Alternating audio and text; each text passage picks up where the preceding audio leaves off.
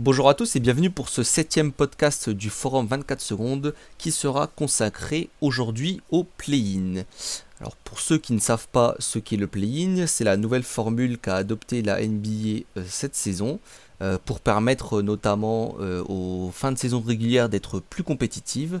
Le principe c'est que les 6 premiers spots de chaque conférence donc, sont lock pour les playoffs, ça ne bouge pas, mais de 7 à 10, eh bien, les 4 équipes se battront dans un petit tournoi en best of one à chaque fois pour décider des spots 7 et 8. Donc le numéro 7 affronte le numéro 8, le numéro 9 affronte le numéro 10. Le vainqueur entre le numéro 7 et le numéro 8 sera automatiquement seed 7 pour les playoffs.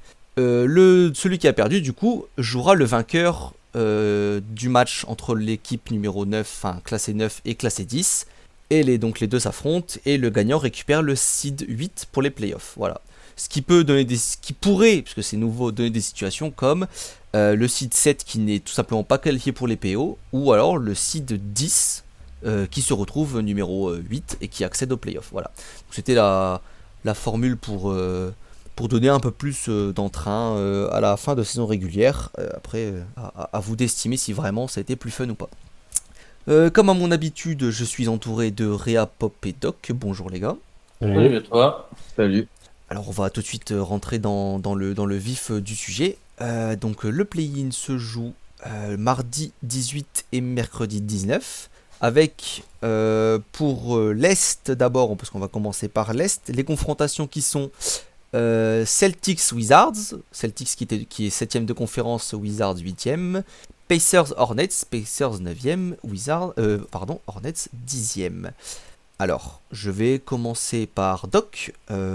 Doc, pour toi, entre Celtics et Wizards, on va commencer par l'équipe qui joue 7 et 8. À ton avis, qui va passer directement en playoff au seed 7? J'aimerais bien Boston, mais je pense que ça va être plutôt Wizards. Plutôt Wizards. Par rapport à la dynamique. Ouais, par rapport à la dynamique, clairement. En fait, il y a le petit doute sur la blessure de Bill, mais sinon, ils sont en pleine forme. Boston, saison bizarre. Après, ils ont reposé leurs joueurs justement pour préparer ça. Ils joueront sans Jaylen Brown, quand même, à noter, qui a terminé sa saison. Et en vrai, pour aller plus loin, est-ce que Boston, ça pourrait carrément sortir, éliminer du play-in et ne pas jouer les playoffs? Pour moi, c'est possible. Parce que là, Et ouais, sur un match, c'est pas impossible en fait. c'est compliqué sur un Après, ils match comme ça, gardent. hein.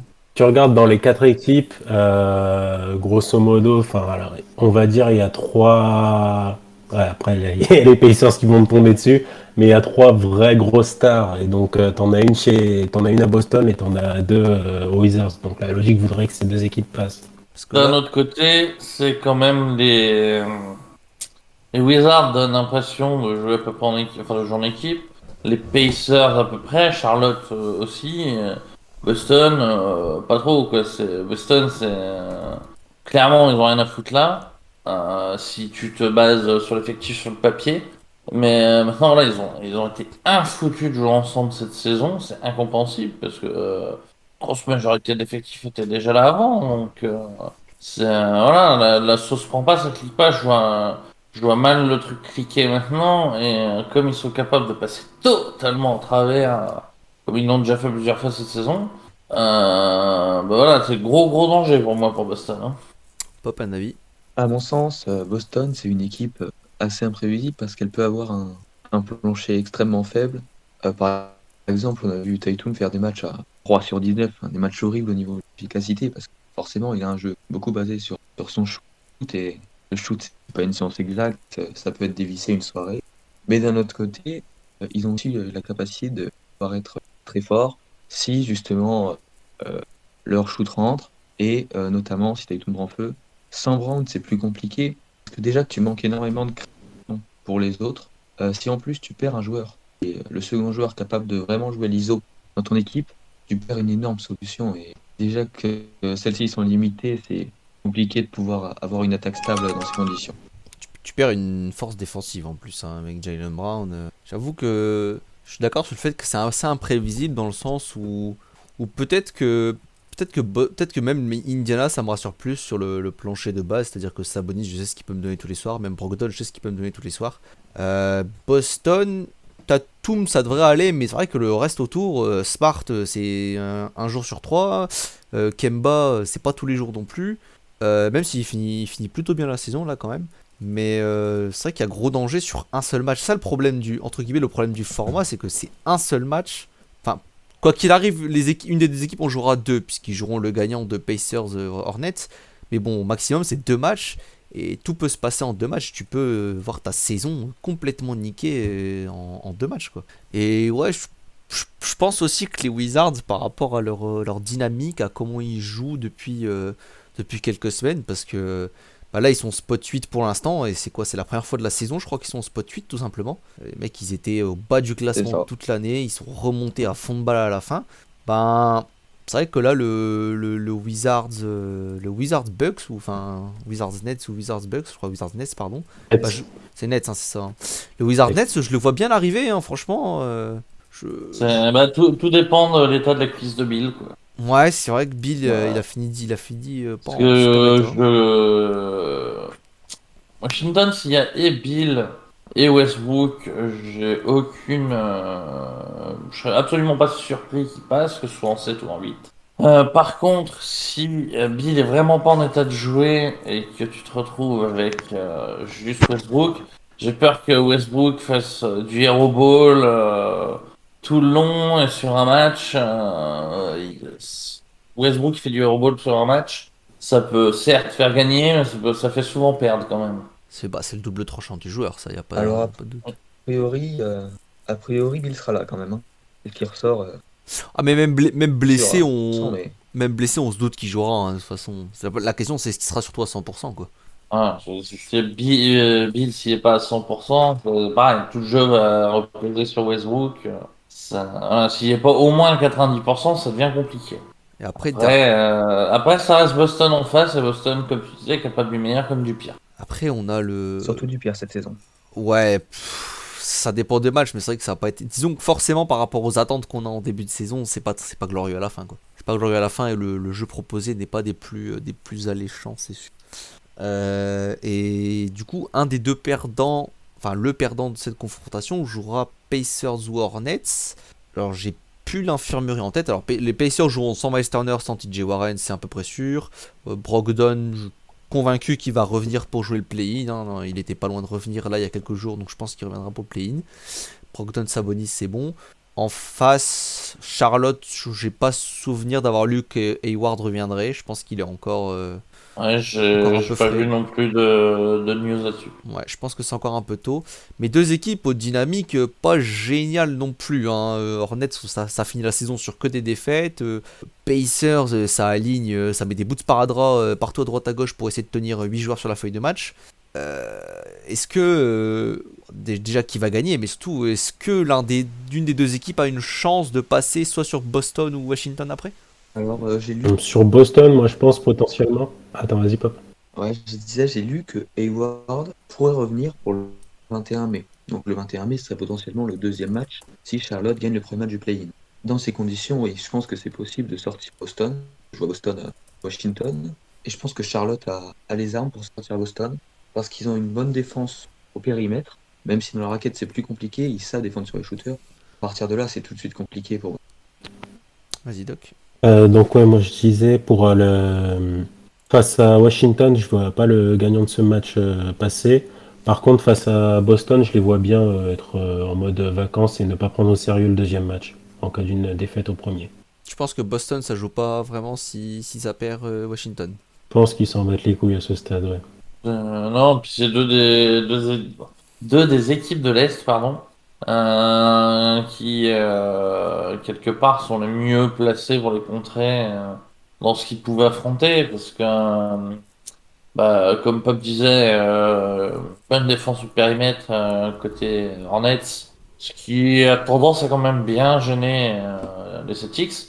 Et alors certes, il y a que Sabonis, il n'y a pas Sabonis et Turner, mais voilà, gros secteur intérieur aux Pacers à opposer aux Celtics, et quand on sait que c'est la grande faiblesse des Celtics, et pas que depuis cette saison en plus, ouais, c'est possible. Surtout que voilà, comme ils sont vraiment sur courant alternatif, Juste pour revenir à ce que tu moi je pense absolument pas que le secteur intérieur de Boston soit pas le problème. Je pense que loin de là, même, c'est vraiment le poste de meneur pour moi qui est vraiment défaillant, notamment cette année. Surtout en termes de création, on voit qu'il y a beaucoup d'ISO parce que simplement c'est la solution la plus fiable lorsqu'il y a Kemba Walker. Attention, je pas dit que c'était le seul problème, mais c'est un gros problème à Boston depuis des années. Faut voir si. En vrai, moi j'aime bien Grant Williams à l'intérieur. Robert Williams plutôt. Robert Williams, pardon, c'est Robert Williams. Je trouve il a un peu le. Tu sais, on a un peu la hype Claxton aussi, honnête. Et je trouve qu'il est un peu dans ce moule de pivot moderne, pivot intérieur en général moderne, qui sait à peu près tout faire.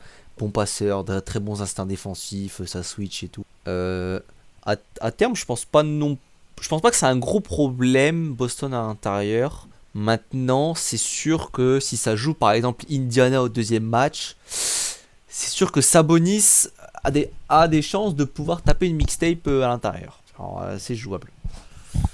Ça, on est d'accord. Bah écoutez, on va se faire un petit prono. Je vais vous demander, je vais demander à toi, Doc, en premier. Pour toi, qui sera du coup 7ème et qui sera 8ème à l'issue de ce play-in? Alors, je dis Wizards. Donc ensuite, Pacers. Wizards, Pacers pour le Doc. Pop. Wizards, Celtic. Wizards, 8 Ok, attends, Wizards 7ème, Celtics 8ème, c'est ça? c'est ça. Ok, Réa. Wizards Hornets.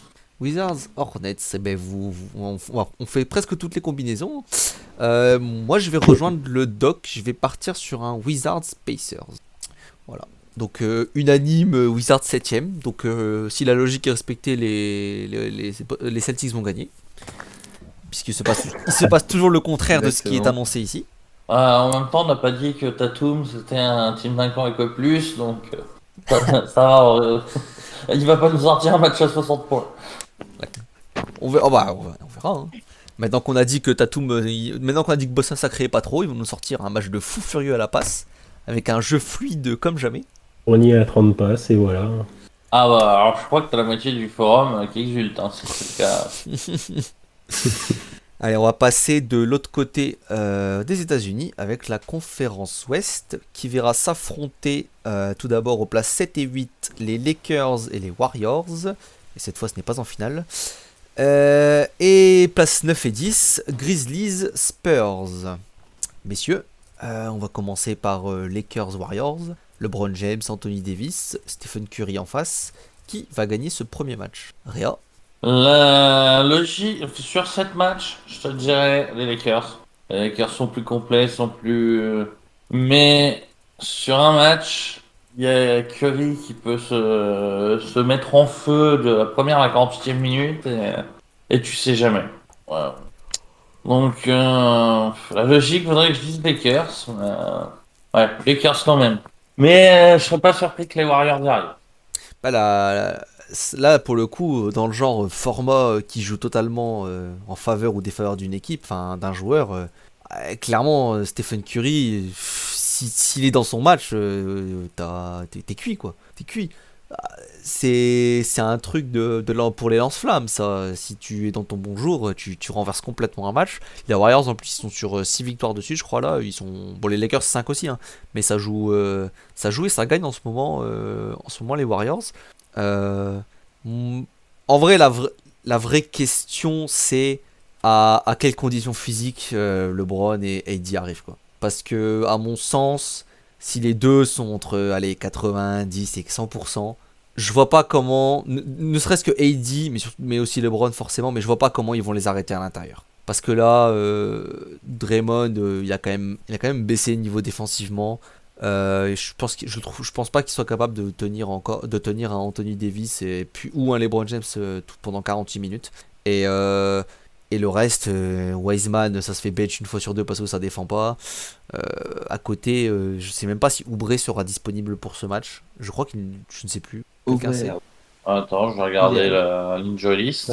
Il était en protocole. Ah non, c'est pas lui qui était en Non, protocole. non, lui il est blessé. Attends, C'est pas le poignet. Wiseman, il revient pas. Hein. Wiseman Et ne ouais, revient même pas. oui, c'était Bah, dans le voilà. poignet. Donc, Ouais, Oubre. out for season, the Warrior announced that Wiseman will miss the rest of season. Bon, bah, c'est pas une grande perte, hein, honnêtement, Wiseman pour l'instant. Puis pour Oubre, c'est réévalué dans 7 à 10 Oubre, jours le 16. Donc, Ouais. En vrai, ça va être tendu quand même. Hein. ça va être Bon, compliqué. pas avant le 23. En fait, C'est ça. potentiellement, il reste plus grand monde aux Warriors à part Curry, quoi. Bah, ouais, ça va être quoi? Ça va être Curry, Wiggins, Draymond, Ouais, il y aura Jordan Poole en sortie de banc. tout en sortie. Bon, Bazemore, Ouais, il y a Bazemore qui joue, ouais. Bah, ça va jouer Kevin Looney. Hein. Pascal. Ça va mettre du Looney hein, à Kevin l'intérieur. Hein. Looney, Ouais. voilà. Toscano Anderson, sûrement, qui va reprendre beaucoup de minutes de backup à l'intérieur. Ça fait pas rêver, hein. Compliqué. Ouais, hein, mais Mais pour en même Anderson, temps, et Underside. l'effectif fait pas forcément beaucoup rêver non plus cette saison. Hein, donc, Ah non, totalement, non, totalement. L'effectif ne fait pas beaucoup rêver. Mais déjà, les voir à la 8ème place, c'est pas mal, hein, parce que perso, je les mettais plus bas hein, en début moi, de saison. je les mettais plus bas aussi à partir du moment où on savait que Clay était absent pour au moins toute la saison. Ah Hein. bah oui. Et dire que c'est l'effectif le plus cher de la saison. Ouais, coûte cher. Hein.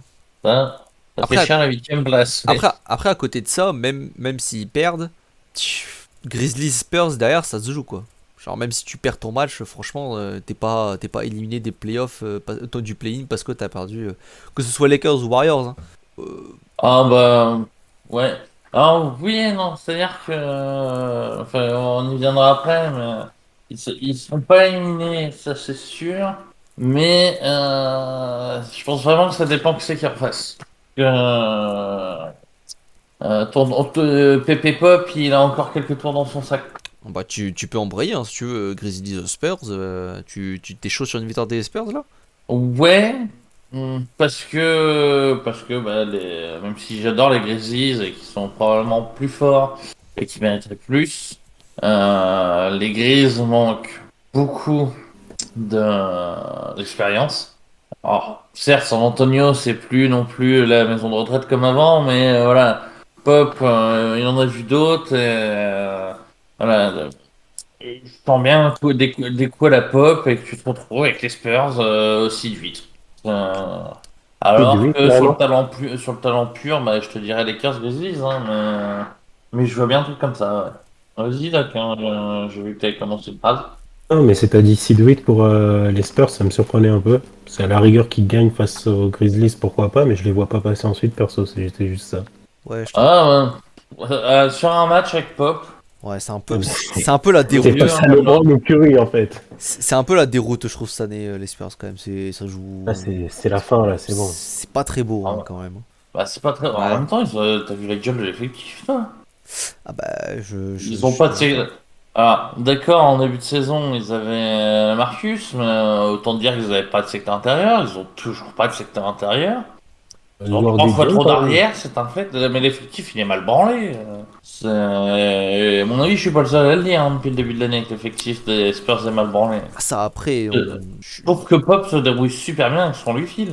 ouais. Pop, t'en penses quoi de tout ça? Moi, je pense que, encore une fois, je sors la même rengaine, mais en NBA et a fortiori en playoff, quand ton meneur il est moyen, c'est compliqué de jouer au basket. Et je pense que Dejounte Murray, c'est vraiment l'exemple type du meneur moyen aujourd'hui, qui n'a pas vraiment de qualité à la passe, qui est pas efficace au scoring, qui est sûrement le défenseur le plus surcoté de la ligue. Bon, en soi, qui est un bon backup, mais rien de plus. Et de l'autre côté, t'as Morens, qui est largement au-dessus, mais dans tous les secteurs du jeu, même en défense d'ailleurs. Et donc je pense que sur ce match-up-là, qui est le plus important, il n'y aura aucun débat. Et donc là, les Grizzlies vont gagner, à mon sens. C'est très très sévère, dis donc, sur Murray, je trouve. Hein. Je sais Je peux me pas, tromper, mais moi, c'est un joueur que je trouve très faible. je suis pas le plus grand fan de Dejounte Murray, mais déjà, ouais, ok, c'est pas le plus grand créateur, mais je trouve qu'en jouant à côté de DeMar DeRozan et le niveau de création qu'il montre depuis 2-3 ans de DeRozan, je trouve que ça va. En tout cas, ça me choque pas spécialement. Et ouais, surcoté défensivement, je trouve que c'est un peu abusé. C'est peut-être pas le The défenseur à l'extérieur, mais enfin, pour moi, il joue à un très bon niveau en défense. Quoi. Et Je pense alors, que c'est un bon défenseur sans plus. ouais, moi je demande à voir. Hein, si guarde Morant là tout le match, je demande à voir. Hein. Je trouve que c'est un beau potentiel parce il est très long, il est très rapide sur ses appuis, il a des qualités physiques. J'ai pas le souvenir que ce soit un débile en plus sur le terrain en termes de tactique. Je trouve que c'est un bon. Moi je trouve que c'est un des bons défenseurs, Murray par contre. Hein. Ouais, on verra Bah, bien. tu vois, On verra je bien dirais que contre sa defense, comme son offense, c'est solide mais sans génie. Ouais, après Pour c'est moi, son pas. offense est Mais c'est scandaleuse. déjà pas mal. Hein. Ça fait presque un two-way, ça. Après, je dis pas que moi je m'avance pas à dire que les Spurs du coup sont meilleurs, mais parce que en vrai moi je les vois, moi celui je les vois pas vraiment stopper. Enfin, allez, c'est Morant, mais c'est le pick and roll avec Valanciunas honnêtement qui me fait le plus peur parce que Valanciunas très discrètement il sort quand même une saison bien costaud, hein. Et Memphis a récupéré Jaren Jackson Jr. aussi depuis quelques temps qui va très probablement jouer. Et c'est là où là, je rejoins Réa, je suis d'accord, c'est le secteur intérieur pour moi qui souffre là-dedans, quoi. Parce que Jaren Jackson Jr., Valanciunas, ça va empiler du point de partout sur le parquet en attaque. Ça fait le taf globalement en défense. De toute façon, il n'y a pas grand-chose à opposer à l'intérieur. Oui, Doc? Euh, Il dit, il n'y a pas grand-chose à défendre de toute façon, donc Ouais, ça voilà, il n'y a pas devrait grand-chose à aller. défendre. Et je pense, moi, je serais pas choqué que Valanciunas sorte un gros match en vrai, justement, dans ce sens. Il faudrait pour lui. Après, voilà, qu'on soit d'accord, en termes de qualité pure, les Grizzlies sont au-dessus des Spurs sans souci. C'est vraiment sur le coaching. Pop est capable de te sortir un truc de l'espace qui leur donne 20 points d'avance en demi de match et s'ils arrivent à les garder, Il y a 20 ans, quoi. Maintenant, je sais plus trop. oh, ils arrivent toujours quand même à sortir des astuces.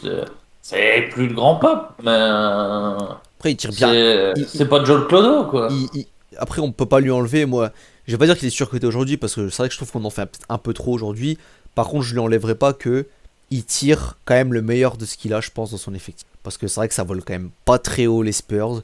Est-ce que c'est foncièrement meilleur que les Pels, les Kings ou même les Wolves derrière? Franchement, je sais Moi, pas. Plus équilibré, en tout cas. Hein? Tu dis quoi, Pop, pardon? Je disais, c'est plus équilibré, en tout cas. Ouais, c'était un peu plus équilibré, mais sur le papier, c'est pas spécialement meilleur, je trouve, en tout cas. En tout cas, je pense que c'est pas spécialement meilleur et je trouve qu'il tire bien, il tire bien son épingle du jeu là-dedans, Pop, avec son effectif. après, moi, en début de saison, je les voyais 12 ou 13e, hein, les Spurs. Donc, Moi aussi, c'était plutôt mon range 12, 11, 12, 13, pas au-dessus en tout. allez voir nous refaire une Timmy à la draft. Ah bah on verra, hein. Ah, rien ne les en empêche en étant Rien dixième, ne les les en gars. empêche, hein, puisque c'est clair que c'est à souligner, mais le résultat du play-in n'influence pas la loterie, hein. T'es entre 8 et... Je crois que t'es entre 8 et 15, entre 9 et 15, je crois, en tous les cas, t'es dans la loterie, hein, il me semble. Bah, j'ai Et compris ça si tu aussi. es Donc, séduite, De quoi? si tu finis en playoff, Bah, à vérifier, mais d'après ce que j'ai compris, j'ai l'impression que ça changeait rien. Alors, Moi, j'ai cru comprendre l'inverse, mais je vais faire confiance, il me semble. ah bah vérifier. Après, c'est pas le débat là. enfin, après, cela dit, l'inverse serait plus logique, hein, mais bon. Bon, ben, on va passer un petit prono. On a un petit prono chacun. Je te renvoie la balle une nouvelle fois, le doc. Qui sera septième, qui sera huitième? Alors là, bon, là, moi, c'est juste en tant que fan, j'ai envie d'un match indécent de Curry face aux Lakers. Du coup, ils gagnent. Ensuite, les Lakers qui quand même assurent derrière et qui passent. Ensuite, pour Memphis, San Antonio, je pense quand même Memphis. Ok. Qui Pop. donne un tableau de playoff pas mal. 7e, Lakers. 8e, Grizzlies. Ok. Réa. disons que ce que vient de dire Pop est le plus probable. Mais je sais pas pourquoi, je sens un 7e Lakers, 8e Spurs. Ouais. Ok. Moi, je vais partir sur septième Lakers. Parce que je pense qu'en vrai, ils ont quand même bien envie de jouer les Suns. Je pense qu'ils ont bien envie de jouer les Suns plutôt que de jouer le Jazz au premier tour. Et, Dommage pour eux, hein. dommage pour les Suns, ouais. Pas de chance pour Chris Paul, une nouvelle élimination en playoff. Exactement. Je vous l'ai dit. Et en huitième, c'est vrai que moi je suis partagé entre les Warriors et les Grizzlies. Et je pense que ça sera les Grizzlies. Parce que je vois les Grizzlies battre les Spurs. Et je pense que là, le secteur intérieur, ça fera trop mal avec Memphis. Donc voilà, 7 Lakers, 8 Grizzlies pour moi. Donc bon, en tout cas, Lakers, on est d'accord, ça passe. Je pense que même si ça perd contre Curry, vraiment, ça doit pas perdre contre Spurs ou Memphis. Enfin, je pense que c'est pas possible. Au moins, on est d'accord là-dessus. Et après, bah, c'est la roulette, hein, puisque Réa a mis les Spurs et on est deux a mis les Grises. Et Doc voit carrément les Warriors 7ème. Voilà, c'est tout pour cette petite preview du play-in. Donc, on le rappelle, le play-in, ça je commence mardi. Enfin, dans la nuit de mardi à mercredi. Avec l'Est, dans la nuit de mercredi à jeudi pour l'Ouest, en tout cas les premiers matchs. Et ensuite, bah, c'est juste un jour plus tard, hein, donc de la nuit de mercredi à jeudi, le dernier match de l'Est, et de la nuit de jeudi à vendredi, le dernier match de l'Ouest. Ce qui donne un début des playoffs le samedi 22. Voilà. Quelque chose à rajouter, les gars? Non, c'est tout. Ok, ben, parfait. Eh bien, on se retrouve le lendemain, puisqu'on va vous délivrer nos previews de playoffs dans les jours qui suivent. À la prochaine. Ouais. Salut. Salut.